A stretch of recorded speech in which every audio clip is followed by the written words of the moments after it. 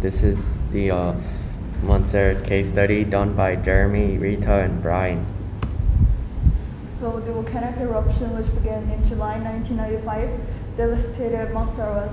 By the 26th of December 1997, when the most extreme explosive event took place, approximately 90% of the resident population, over 10,000, had to relocate at least one, with over 2/3 of the population leaving the island. Montserrat is a small island in the Caribbean. There is a volcanic area located in the south of the island on Sulphur Hills called Chances Peak. Before 1995, it had been dormant for over 300 years. In 1995, the volcano began to give off warning signs of an eruption, small earthquakes, and eruptions of dust and ash. Once the Chances Peak had woken up, it then remained active for 5 years. The most intense eruptions occurred in 1997. During this time, Montserrat was devastated by pyroclastic flows. The small population of the island, which is 11,000 people, was evacuated in 1995 to the north of Montserrat, as well as to neighboring islands and the UK. Despite the evacuations, 19 people were killed by the eruptions, as a small group of people chose to stay behind to watch over the crops. Volcanic eruptions and lahars have destroyed large areas of Montserrat. The capital, Plymouth, has been covered in layers of ash and mud. Many homes and buildings have been destroyed, including the only hospital, the airport, and many roads. This is a image of the Plymouth covered in ash from volcanic eruptions on Montserrat. So for our short-term responses and results, we have evacuation, abandonment of the capital city. The British government gave money for compensation and redevelopment. Unemployment rose due to the collapse of the tourist industry.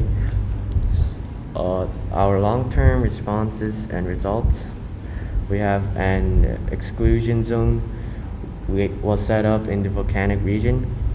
A volcanic observatory was built to monitor the volcano. New roads and a new airport were built. Services in the north of the island were expanded. The presence of the volcano resulted in a growth in tourism, and the volcanic activity has calmed down in recent years, and people have begun to return to the island. Listen for electricity information and electrons. Make sure the escape at the first time so that you are in a safe state. Consult the local emergency management department about evacuation and refuge plans and methods to present actions. And second way is avoid areas downstreams of the eruption. So find a suitable place to stay, avoid the downward areas of the volcano, and waters downstreams.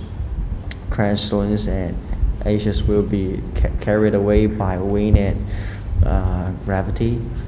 So for the third way is protect yourself from falling ash.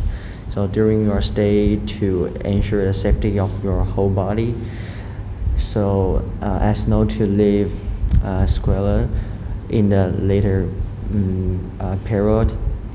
For the final way is do not drive in heavy ashfall. Is avoid driving in dense dust. Driving will erode volcanic ash will block the engine and still the vehicle, causing a fire. Thank you for listening and watching.